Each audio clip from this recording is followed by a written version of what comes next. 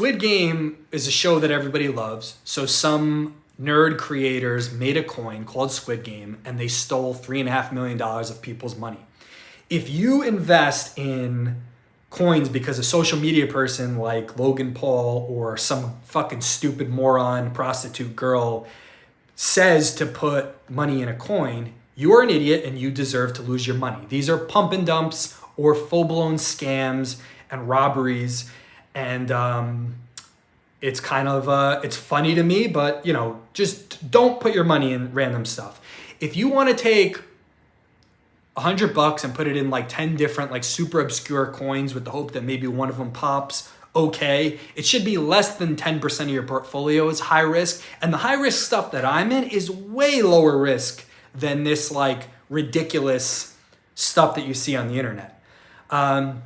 The free advice remains the same, and it's use Coinbase because it's the safest. Buy Bitcoin and Ethereum because they're the biggest and the kind of the early ones, the important ones. And there's more information that goes into it, but like the free advice is the free advice. Like I would say between 50 and 100 people at this point have contacted me for free advice. And like I give them a little nip here or there, but like even if we're great friends, Brian and I have other great friends that have put millions of dollars with us. So like you're not getting the same level of treatment as people that invest with us.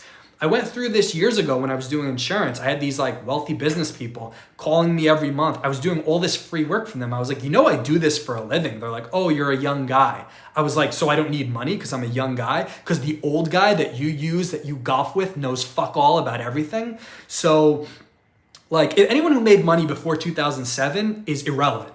Okay, so if you're old and you have money, your opinion on anything is worth dog shit.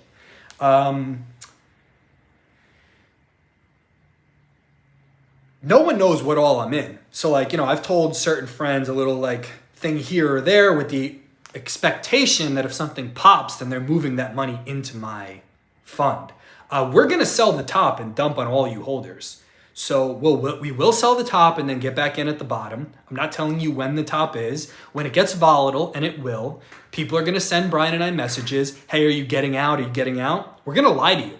Unless you move the money into our management, we're not telling you, or we're going to lie to you. Why would we give away? This is what I do for a living. Why would I give this away for free? I don't care who you are. Other people that are just as close to me as you have put in huge amounts of money.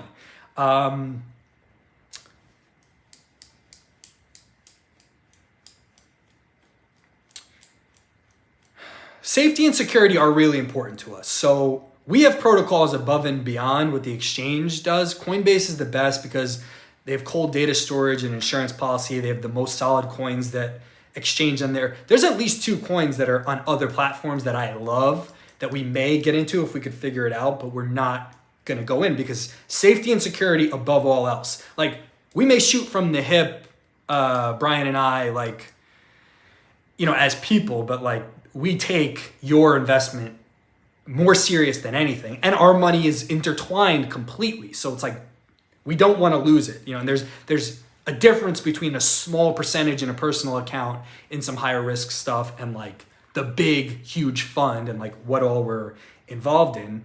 And some people have had like, I don't want to say arguments, but been like, oh, I use this exchange, or I'm into this coin, or I'm into this. Like OpenSea is the Christie's auction house of the NFT world. So like some of these NFTs are going to be worth a lot of money in the future. Some of them are going to be worth nothing. So there's kind of an NFT art bubble happening, but the exchange is going to win no matter what. And then there's some other exchanges like Coinbase is adding NFTs that are also going to do well. And it's like, well, there's this video game company that's doing an exchange for NFTs. And it's like, there's going to be more than one winner. There's a difference between the good stuff and the garbage, but like, there's going to be a few winners in the good stuff. So like you can, I used to be in the part of this group chat where all these guys would be arguing about like if Facebook or Google or Apple was a better investment to be in. It's like waste more of my time. Like there should be no time spent on Facebook, Google, and Apple and which is better. Like they're all at the top. They're all winning in unbelievable ways. Like comparing those is ridiculous. comparing something that is in the mid cap versus something that is in the small cap, now we're talking about some stuff that actually might matter. I saw one person posting about how, well, Ethereum has high gas fees, so, it's not the best investment. Or Solana has a glitch, so it's not the best investment.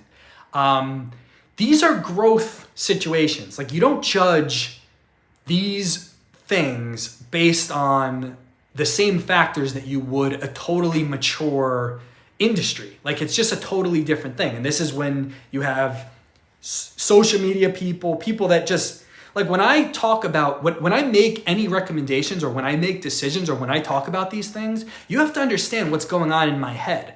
I'm considering every human being on earth, every government on earth, the United States, China, Russia, the EU, Africa. I'm considering the resources. I'm considering the world's narrow waterways and how supplies are moved. I'm considering taxes, that international taxes, local taxes. Like, there is probably 100 major factors that are going on before I spew out a piece of information.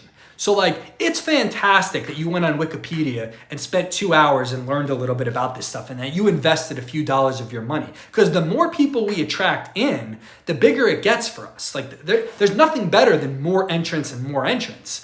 But, like, some of the information that you see people writing, it's like you obviously don't really know what you're talking about. So, like, telling other people what to do is irresponsible at best.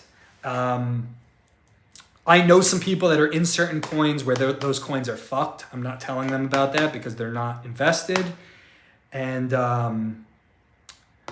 what else was I going to say about idiots putting their 2 cents in on different things? Damn it!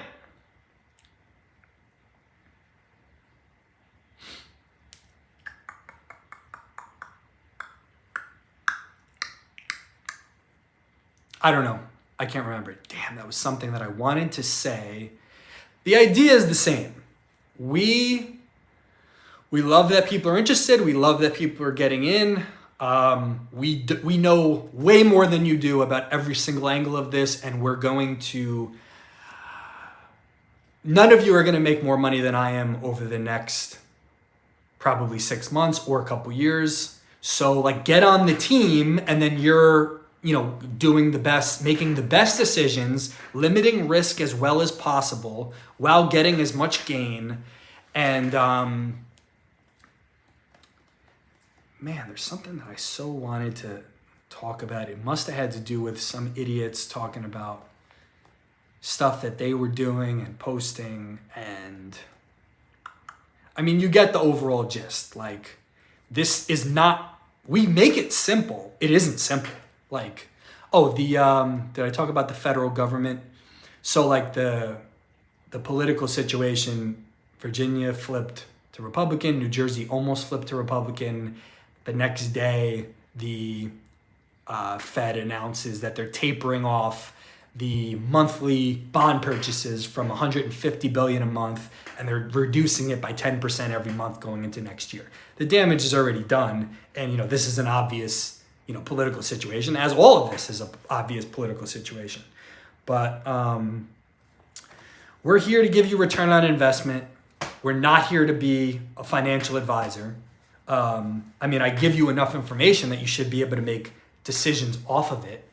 I guess one thing I wanted to touch on that I haven't touched on is the difference between owning a home and having 20 or 30% of equity in it versus having 100% of equity in it.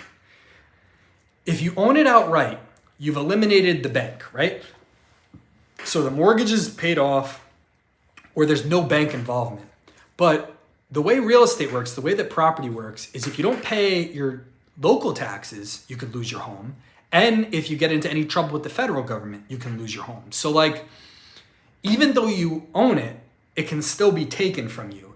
So what is really the advantage of owning it outright versus having 20 or 30% equity in it and a really long-term low interest rate mortgage? Because future dollars are going to be much cheaper than current dollars. That's what the government is doing, is they're paying down their mortgage, the debt, with future dollars. You should be mimicking them and saying, well, I can take hundreds of thousands of dollars out of this house, put them in investments that are actually going to go up significantly, and not pay this house down. I still own it. I'm still getting equity in the upside, but my money's not all tied up. When they're printing more and more money, the smartest financial decision is to borrow as much as you can for as long as you can at as low of a rate as you can. And this is like, this is you have to be using that other money to invest in order for this to make sense. But, this is where the Primerica Pizza Party people are off. Now, if a household makes under 70 or 80 grand a year and there really isn't any extra money, I don't have much problem with the, pay off your loans, pay off your mortgage, buy a term policy to protect your family, invest the rest in a low cost mutual fund. That's fine. If you're in that income bracket, like that's not bad. That's better than what most people do. But if you have a household income over six figures, there's just way too much tax implications and other advantages to potentially take advantage of. These videos can go forever because I don't watch television. So I have over a decade of just reading by myself, which is what I enjoy doing, on finance and on government and on winning and losing. And Brian will even, we had this conversation the other day because I told him some details about certain coins and their trajectory of how they're going to go up, and certain ones about how I know they're going to go down. And he was like, dude, at the end of the day, he's like, it's all poker. He's like, and we are winners. So a lot of trading has to happen above technical analysis. The guy who fucking smashed the market forever and who Brian aligned his trading style with, he would take his kids to the mall, and whatever the kids were going crazy about for him to buy, he would look up the company that owned it and invested in it. And that's because there's a marketing element outside of the nuts and bolts of the company. Whereas if you can get real buy-in, Apple's revenue is 100 billion and its market cap is 2.2 trillion. So 22 times its revenue is its market cap. I would say close to 50% of that is based on the emotional buy-in of the Apple people, the people that will buy the product every time it comes out for any price, regardless, because they're crazy about it. That adds a huge element. And that's why, this particular guy, more than doubled the market every year. I read stuff because people say, well, what about just passive mutual funds and stuff like that? Yeah, half of all fund managers don't beat the index. But really, most of those guys, they're just mirroring the index and pretending they're not. And that's the game. There's a whole bunch.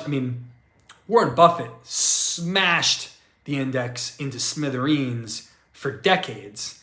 And then he'll tell you, oh, just invest in, these low cost funds. It's I guess it's hard to convince someone that you know more than the majority of the people. But because I've met them, I've been in those boardrooms in Manhattan with the Harvard Business School super geniuses that kill the game, and they're talking to a human calculator. And when you talk to them, it's amazing what they're able to do with their brain. And it's also amazing at how much they miss by being the way that they are.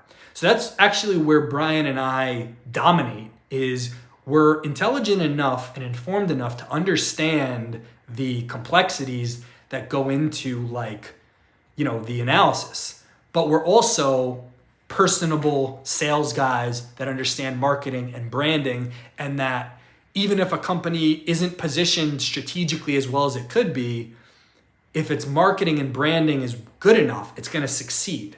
So you want the three parts. You want the quality product and the quality strategy and the quality branding all together. So like certain companies have done that, like Nike and like Apple, where you really like the product and then their strategy for making money going forward is really solid. And then their branding and marketing and their emotional buy-in from their consumer is at a super high level.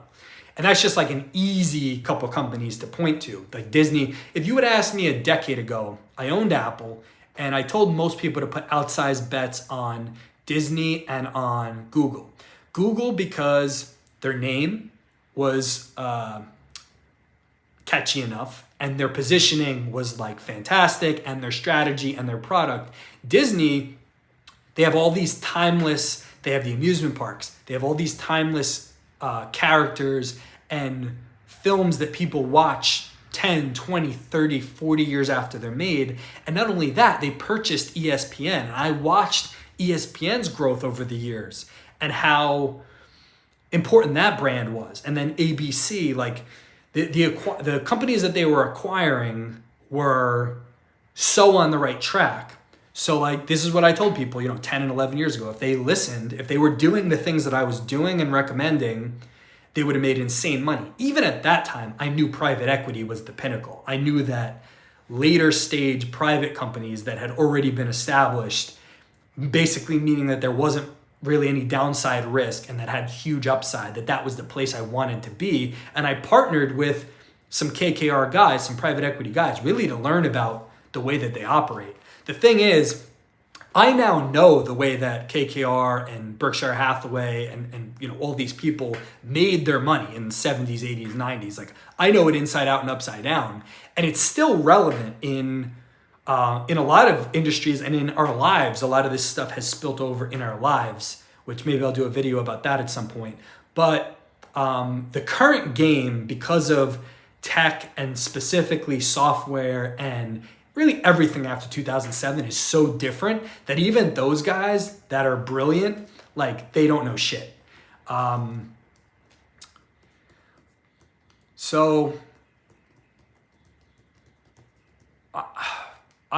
thing I need to think about is how long I want these videos to be.